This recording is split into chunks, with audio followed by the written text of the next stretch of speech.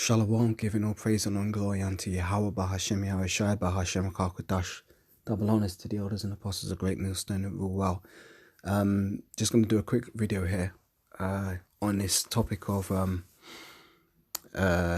burn challenge. This is a little bit of an old one, but it was brought to my memory again. So I thought I'd do a quick video on it to show the folly of this society. So let me play this video and then I'll get some scriptures, Lord willing, it's edifying. And also, just on a little side note, I see this video clip is 144, which, you know, it's kind of spiritual. 144,000 elect men, 144 in the play there. So let me just play this video and get some scriptures on it. So. A 12-year-old girl is fighting for her life after her mother says she was seriously burned by a dangerous social media challenge. I heard a big pop. So when I heard the pop, I asked him, I said, "What is that?" I said, "Did you hear that?" Next thing I know, Tamaya started running down my hallway in flames, past my bedroom, going into the bathroom. Brandy Owens says her daughter, Tamaya Landers, was in their kitchen making pancakes with her friends when they decided to try the fire challenge. It involves pouring flammable liquid on your body and lighting it on fire while being recorded. It's usually performed with water nearby, but Owens says the flames spread over Tamaya's body too quickly for her friends to put it out. 49% of her body is burnt. She is on the ventilator. She's on a feeding tube. They had to shave all her hair off. She's alert, like if they don't have her sedated, like the other day, Saturday, she told me she loved me, but it was more like me reading her lips. Owens says she thought her child was safe since she was at home, but now she's warning other parents of what their children could be planning. Monitor what your kids are doing. Pay a little bit more attention to your kids, especially when it comes to phones and social media and internet and things like that. The family has set up a GoFundMe account to help pay for Tamaya's medical expenses. For InsideEdition.com, I'm Mara Montalbano.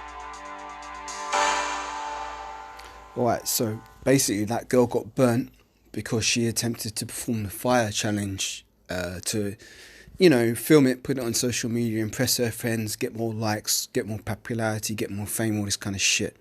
Well, you know what happened? She did end up setting herself alight, but that was the judgment from Yahweh Bahashem Yahweh Shai for her to get burnt up like that. So basically what you have is you had angels in the room persuading her and her friends to perform this foolish act so that she'd end up getting burnt like that, because this might not sound like the nice thing, but it's the true thing, because the truth isn't always nice. But it's Yahweh Bahashem Yahweh Shai that brought forth that judgment for that girl to get burnt up like that. Here's the proof. Let me bring out the scripture. Deuteronomy 32 and 39. Just get it. Where are you? Deuteronomy.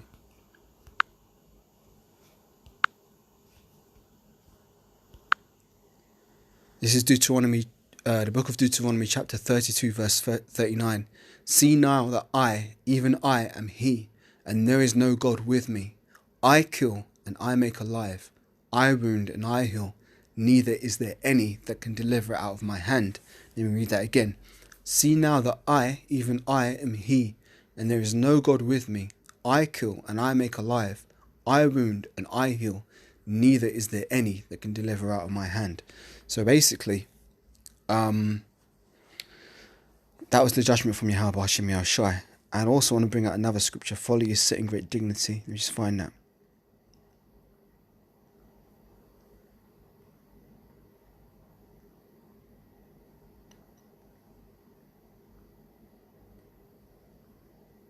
Yeah, this is book of Ecclesiastes, chapter 10 and verse 6.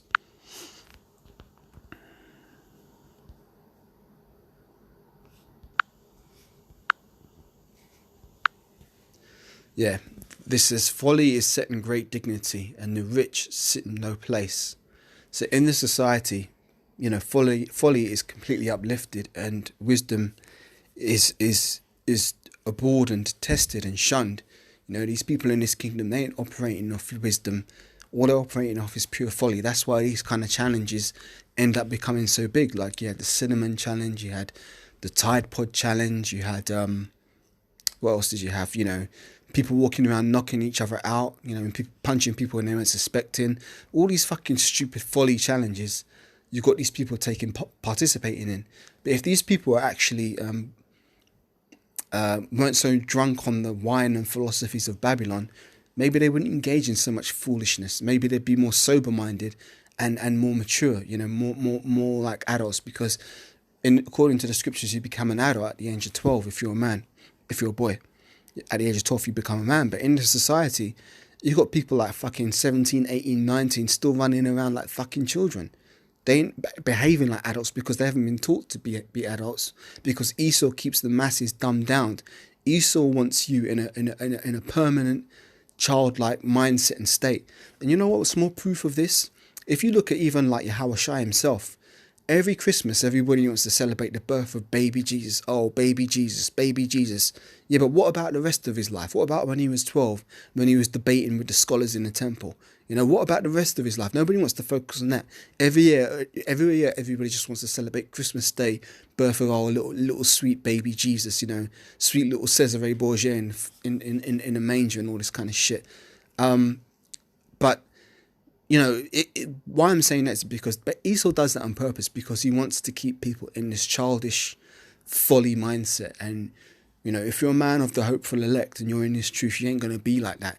You're going to be clean contrary to those ways, because you're going to put off the old man and you're going to be more sober. I mean, a lot of the guys who I know that are in this truth, we do have a joke from time to time at camp and stuff like that. But you know what?